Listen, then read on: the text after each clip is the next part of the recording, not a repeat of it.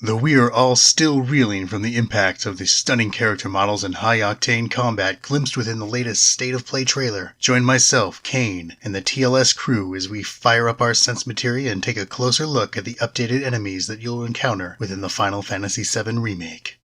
The MPs, or military police, are the standard issue Shinra grunts that you encounter within the original Final Fantasy VII game. Last seen within the 2015 PlayStation Experience trailer, the MPs are uniformed opponents who wield both machine guns and tonfas, a baton-style melee weapon usually utilized by martial artists. 4 years on, the MPs on display within the State of Play trailer have been given several identifiable upgrades, which improves both their imposing look and the overall level of protection provided by their equipment. The most noticeable alteration is the color of their helmets. Previously having a metallic silver sheen, the helmets are now dual-toned, with the back portion now having a dull white color. The use of the dual tone results in making the front portion of their helmet, which contains their optic device, stand out much better. You'll also notice the MPs now sport a protective chin guard, something previously missing from their PSX incarnation. This revamped protection carries through to the upgrade of the MP's shoulder guards, which not only has the Shinra logo on display, but the structure has been made bulkier. Such a change would make shoulder tackling an opponent have that much more weight and power behind it. Their previously naked forearms now have sleek arm guards, which continues through into armored gloves. This upgraded protection would likely mean these MPs are less likely to drop their weapons if hit by gunshots to these critical areas. It's a very nice detail to provide to the MPs who have been assigned to protecting the No. 1 reactor.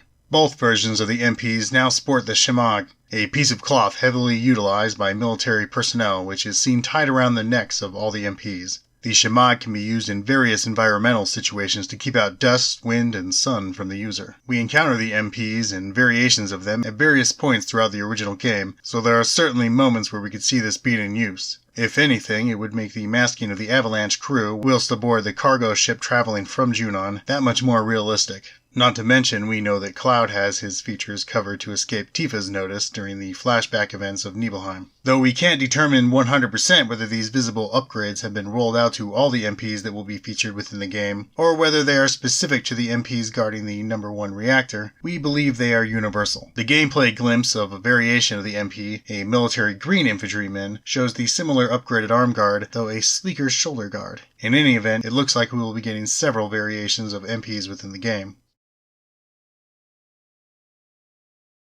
The iconic defender of the No. 1 reactor. The Guard Scorpion is a mechanized robotic enemy with pincher legs supporting its frames, 2 guns mounted within its arms, and a scorpion tail, which utilizes its tail laser attack seen gloriously within the State of Play trailer. Though visually very reminiscent of the original version, the remake incarnation has some small surprises in its actual utility. In particular, the Guard Scorpion now uses its pincer limbs to maneuver around the walls of the reactor. This attribution gives the boss a lot more versatility within its movement over the original, and also leads to the second of its surprises. As seen within the Magic 2017 images, the Guard Scorpion is now outfitted with missiles, an attack that will greatly affect the battlefield of the party's current positioning. The glimpse within the latest trailer shows the boss combining the missile attack with being out of reach on the side of the reactor. What is interesting is that the trailer shows the party's battle menu during this time, revealing this could be an action that happens during the battle, and not a one-off entrance move. This makes the Guard Scorpion a lot more threatening, meaning there could be moments where you cannot just simply run in and fight, but instead are forced to dodge and avoid the missiles coming toward you. The other defining aspect of the remake's Guard Scorpion is what appears to be a sensor light. This appendage is most likely used for the search scope ability, which can target the player. It will be interesting to see whether this is integrated with the enemy's missile attack.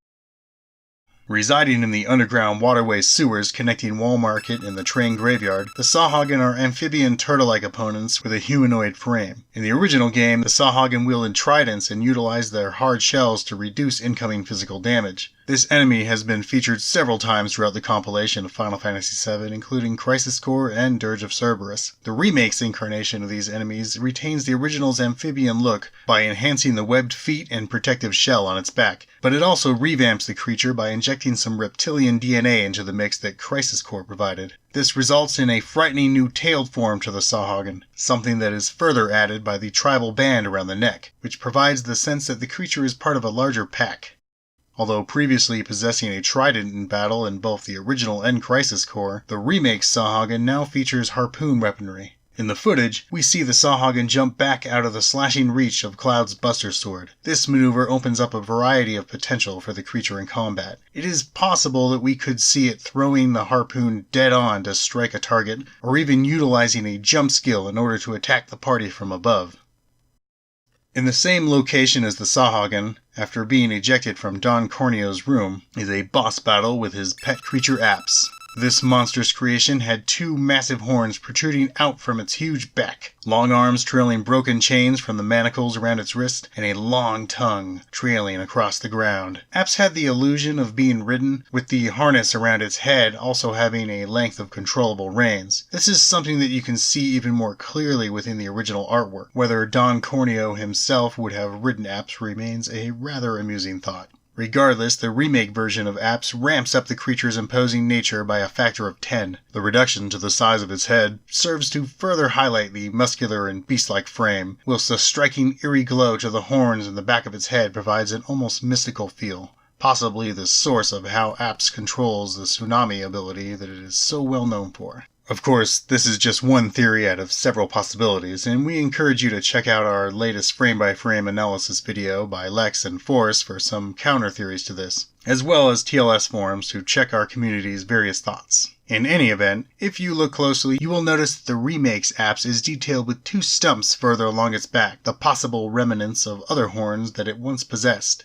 It will be really interesting to see if App's backstory is extrapolated on within Don Corneo's segment, and whether we'll even get to see Apps break the chains from its holding cell before being set against the party. Unfortunately, we do not yet get a battle model look at Apps at this current point in time. Featured in the original game, the Sweeper is a mechanized creation from Shinra, a hulking steam-powered machine with two massive machine guns and spiraled feet. This enemy could be encountered within the number 1 reactor and the train graveyard locales. Several variations of this enemy were also featured in Crisis Core. The main variation, named Chain Machine, possessed twin spinning saws in place of the machine guns. The remake incarnation seen within the State of Play trailer provides a faithful 1-to-1 update to its Crisis Core appearance, right down to the angry mouth decal clearly seen on the side of the enemy. This version, however, is considerably larger in stature to the original, making the Sweeper feel a lot more menacing, which goes hand in hand with the fierce red lights pulsing within. This appearance is backed up by the powerful area of effect, spinning attack, which we see strike Barrett and Cloud, showing the more deadly nature of the tools at its disposal. It is unclear whether we will see the original machine gun Sweeper variation within the remake, but since it would be easier than creating an entirely new enemy, it seems likely that it could be featured at some stage.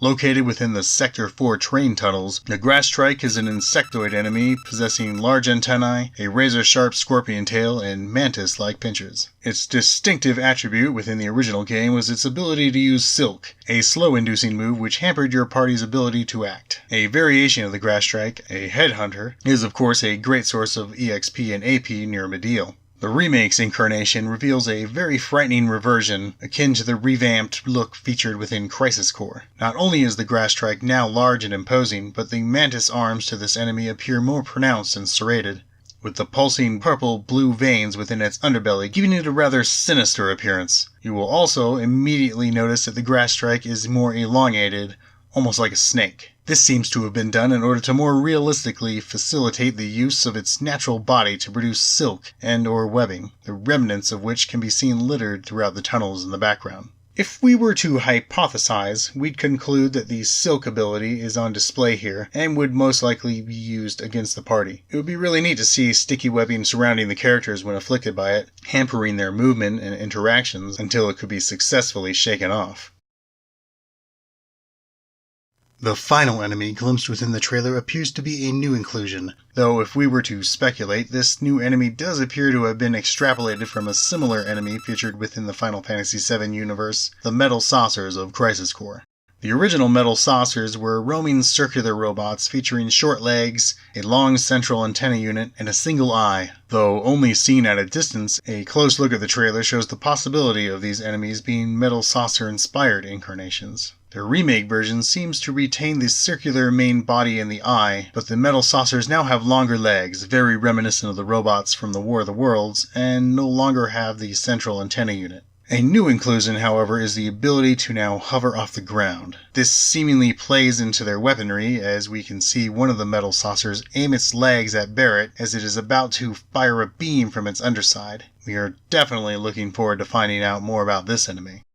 So there you have it, our look at the enemies featured within the State of Play trailer. From what we can see, Square Enix are certainly not just updating the visuals of the enemies encountered within the Final Fantasy VII Remake, but making certain aspects and abilities more realistic to the creature and its environment. What are the enemies that you are most looking forward to see a revision of within the remake? What are your hopes for the fights with weapon? Let us know in the comments below, in our Discord, or over on our forums. Also, don't forget to subscribe and hit the bell icon for notifications if you would like to see more of our content. Until next time.